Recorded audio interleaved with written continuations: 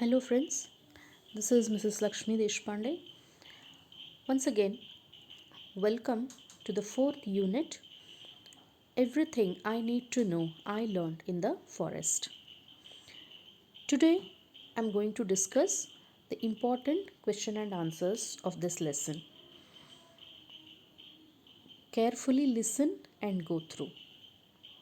Comprehension 1, first one. Trace the childhood experiences that shaped the author's interest in ecology. Try to understand the question properly and answer to the point.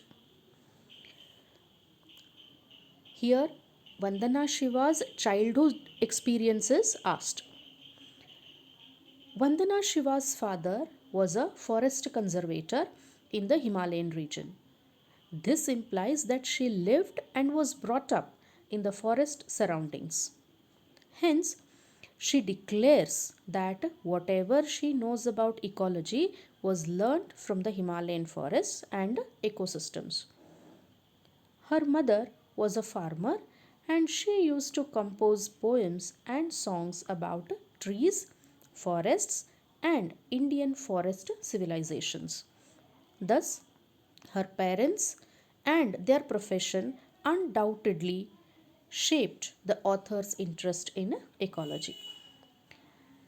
Next, how does the scarcity of water, fodder, and fuel affect women? The ruthless cutting down of trees, ruthless is rude or merciless.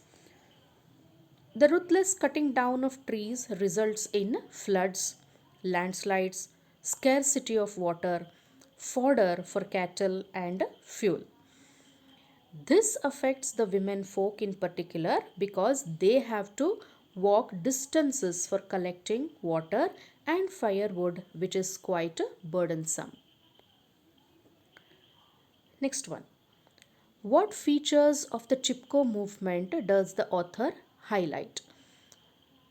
Here only the features of Chipko movement have to be written. Vandana Shiva highlights three important aspects of the Chipko movement.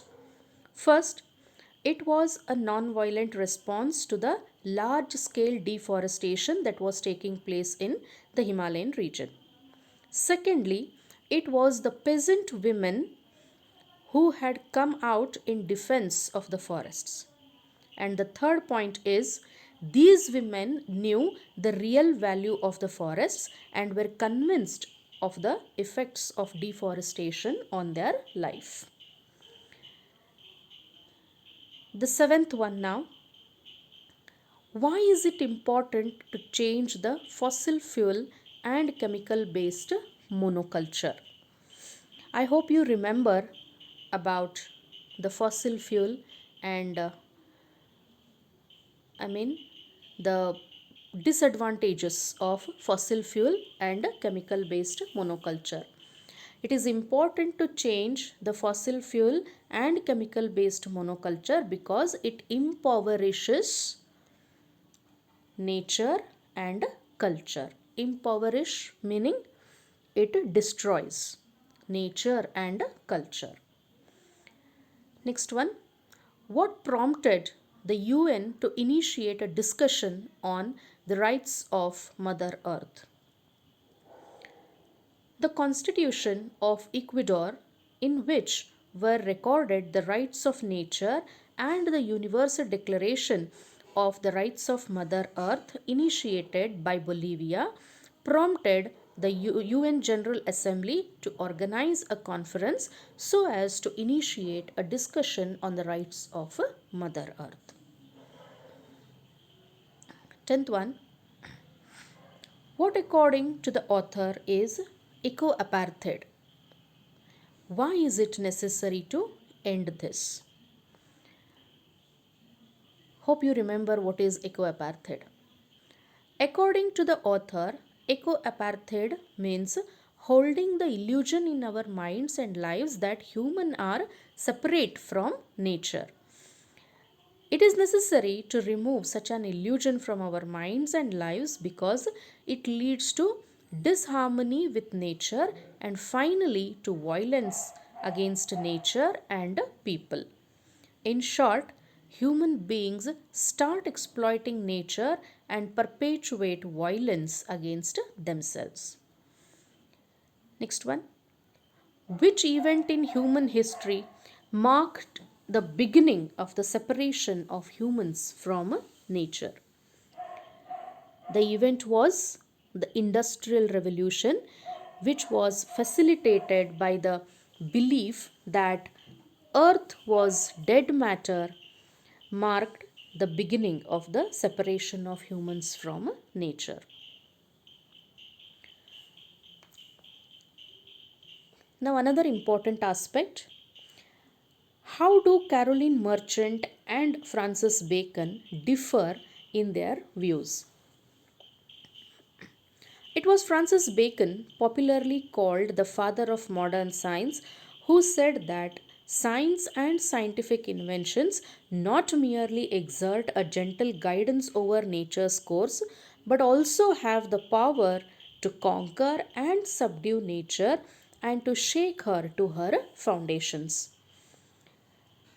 In contrast with this belief, Caroline Merchant said that one does not readily slay a mother, dig into her entrails for gold, or mutilate her body. 13th one. What ideas of Tagore inspired Vandana Shiva to start Earth University? As we all know, Earth University is inspired by Gurudev Tagore's Shantiniketan.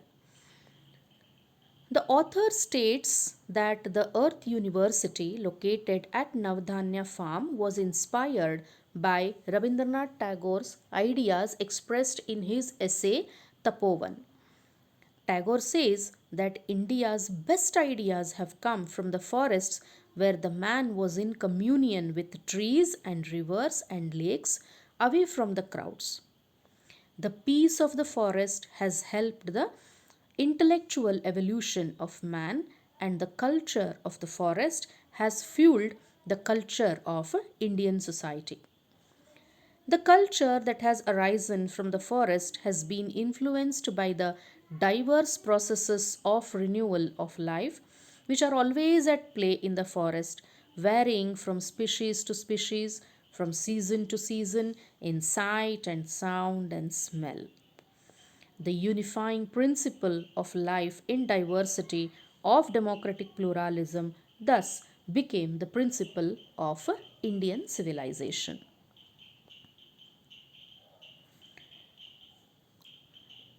Last one in the comprehension 1. How are unity and diversity related to each other?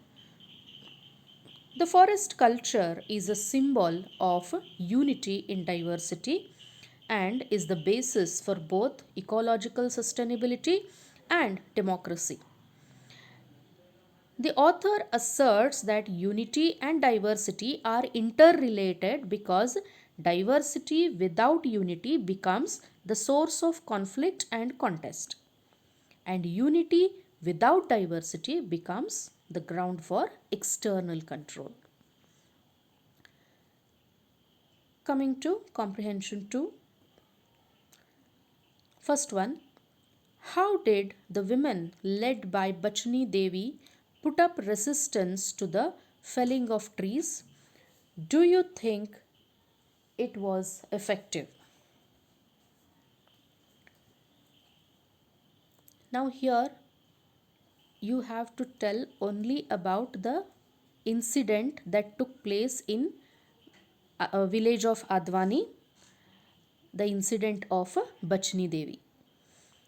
In 1977, in the Himalayan village of Advani, a village woman named Bachani Devi led resistance against her own husband, who had obtained a contract to cut trees.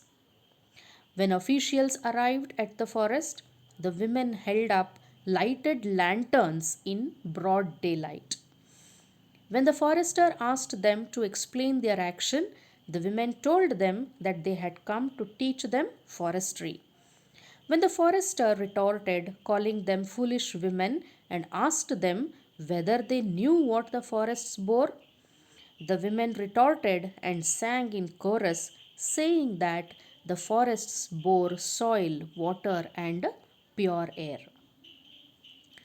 Their demonstration was very effective because the men folk, including the forester, believed that the village women were naive and ignorant. But on the contrary, they proved that they were quite knowledgeable about the benefits of the forests. Second one, why is it important to promote biodiversity intensive farming? How did the author achieve it? Biodiversity promotes democratic pluralism where every species gets opportunities to sustain itself in cooperation with others, and no species in a forest appropriates the share of another species. Since failure to understand biodiversity and its many functions leads an impoverishment of nature and culture, it becomes imperative to practice biodiversity intensive farming. The author started Navdanya Farm in 1994 in the Doon Valley, where she practiced biodiversity intensive farming. Initially, she started saving seeds from farmers' fields, and today they are able to conserve and grow 630 varieties of rice, 150 varieties of wheat, and hundreds of other species. She opines that biodiversity intensive farming produces more food and nutrition per acre, and hence biodiversity is the answer to food and nutrition crisis. Enough for today. Rest of the questions I will discuss in the next class. Thank you.